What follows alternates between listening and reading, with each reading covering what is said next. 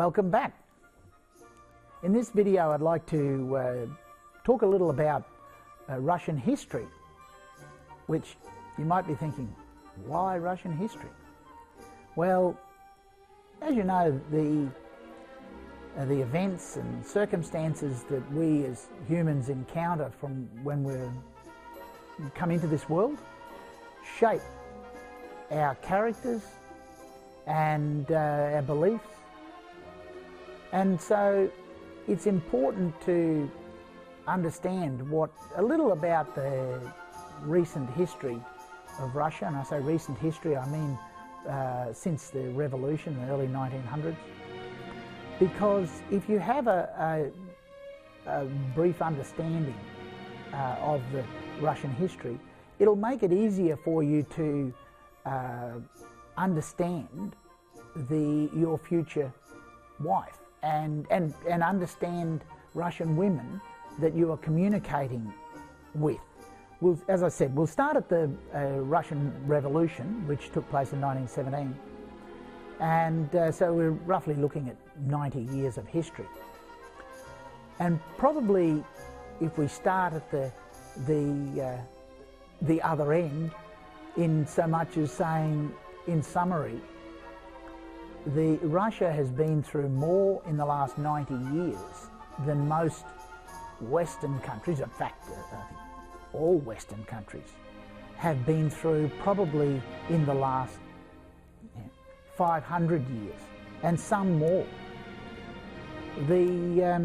I know that's a big statement, but let's just work through it. And you know, I don't for 1 minute profess to be able to give you a thorough Russian history lesson, but what I can do is I can give you some of the key points that have happened, and I can give you the information that is sufficient for you to be in a position like I am, where you have an understanding of what has happened.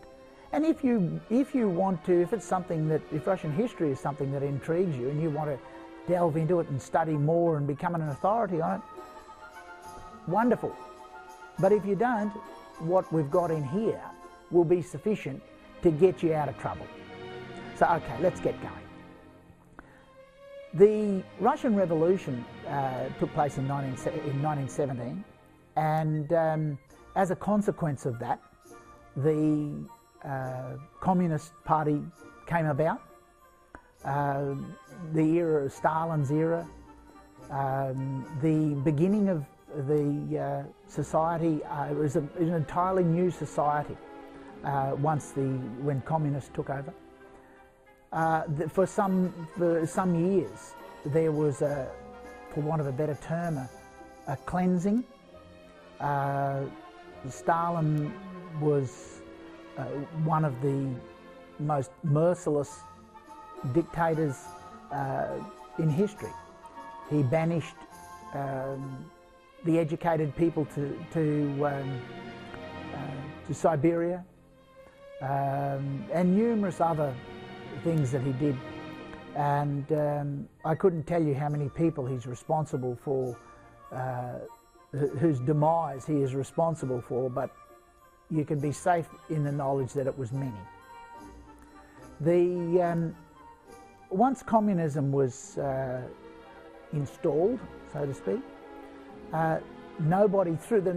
communism continued through to the mid-1980s, and all during that 70-year period, not one Russian person owned a home or an apartment. However, an interesting point is that very few Russian people were without a home or an apartment. During that period, information was regulated by the state.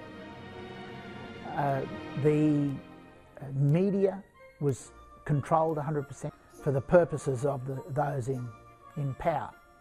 Now, and the concept that during that 70 years, the concept that a Russian person could marry a foreigner was just foreign. It was never going to happen, so don't even bother thinking about it.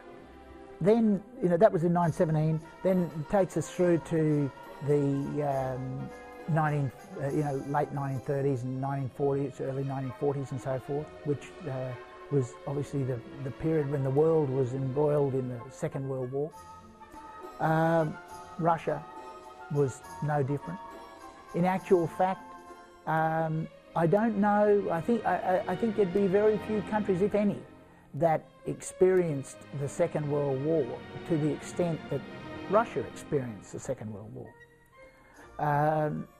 Stalin and Hitler had what Stalin thought was a friendship prior to the war, and then on the 22nd of June 1941 at around 4 a.m.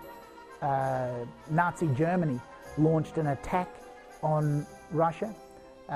Kiev was which is a Ukrainian city. Kiev was the first city attacked, and really Russia was completely caught unawares. They had no clue that it was going to happen, and over the next ensuing years there was something like 20 million Russians lost their lives in the war. The severity of it was just extreme. Those 20 million largely were men, so the consequences after the war were great. Most men that went to the war never came back, and whilst many Western countries rebuilt and became prosperous, Russia, being in the midst of the communist era, yes, became prosperous, but it prospered as a world power, and those in power, i.e. the political fraternity and the oligarchs, etc., they flourished, but the average Russian person who rebuilt the country, many of those people being women, the task of rebuilding Russia fell largely to a great percentage of the women in the country, and hence the strength of character that's been, that grew and was passed down over the last couple of generations. So if your bride is in her late 40s, likely she's been raised by her grandmother, as her parents would have been just working to survive, and so they developed a very strong personality. Once they got over the Second World War and things started to get rebuilt, the people had schooling. Schools were free. Medical care was free. People had homes, albeit the homes were owned by the state. All assets were owned by the state. People didn't own their own home, but people had a place to live. And as I mentioned in an earlier video, that was, I guess, probably largely brought about this belief that not everything is measured by money, because it's only just effectively 5 minutes ago, isn't it, the 1980s, when they take ownership of assets and have started to build wealth themselves. And so, yeah, as I mentioned, things are not everything is measured by money. So as I said, we come through the 1980s when Mikhail Gorbachev took power, which was the era known as perestroika. Over a 6-year period, everything in Russia changed. Firstly, the administration was reorganised.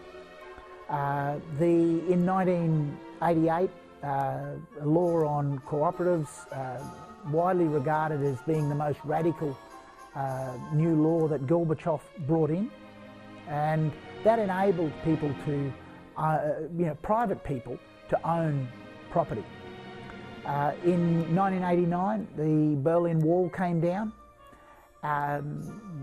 People started, Western influence started to move into the Eastern Bloc countries. In the early 90s, the Russian financial system effectively crumbled. Russia defaulted on its international debt. The average person lost a lot of money. I know Marina has told me about how on the 19th of January 1991 people awoke and only to find that the ruble had been devalued by a factor of 10 overnight. I believe over the ensuing weeks, I think that went out to something like a factor of 18. Banks were closed, and then what actually happened was the central government recalled all of the currency that was used at the time, and from all around the country, and reissued today's currency. And of course, many people had money under their pillow, and because they were, remembering we're still coming through the communist era, and there's a lot of distrust and so on. And as a consequence of them calling back all that currency, imagine if you had money under your pillow, and it's one type of currency, it all gets called back, you've still got yours under the pillow, they issue a new currency, you've lost everything. Forget devaluation. What you thought was a bad scenario of having a devaluation factor of 18 has now gotten a whole lot worse. You've got a devaluation factor of 100%. So the scenario that you've got is that, here we are, 2010, only 20 years ago, less than 20 years ago, the total currency was wiped out. Every cent that people had saved and gone through all those hard times of the years previous to that, and saved and scrimped and saved, and for retirement, everything was gone. Remembering they didn't own any assets. It wasn't, oh well, I lost all my cash, I still own the house. You've got no house, no car, no money. All you've got is effectively what you're standing up in. So you've been through 70 years of communism, or 60 years up to that point. You've worked, you've been brought up to believe that you work for the country, you work for the state accumulates everything and the state will look after you. Well, in a period of 6 short years, thereabouts, the state was no longer. The state was gone, effectively. We've gone from communist to a new, completely new system. All the currency is gone. So people are completely broke. Perhaps that starts to give you some sort of idea of the impact of these events. People in the West had no idea. And in fact, I think probably 99% of the people you watching this video would have no idea of what I've just told you. And that's why at the beginning of the video I said Russia has been through in the last 90 years more change than most countries have in hundreds of years. That's it for part 1. I'll see you in part 2 for a continuation of the Russian history.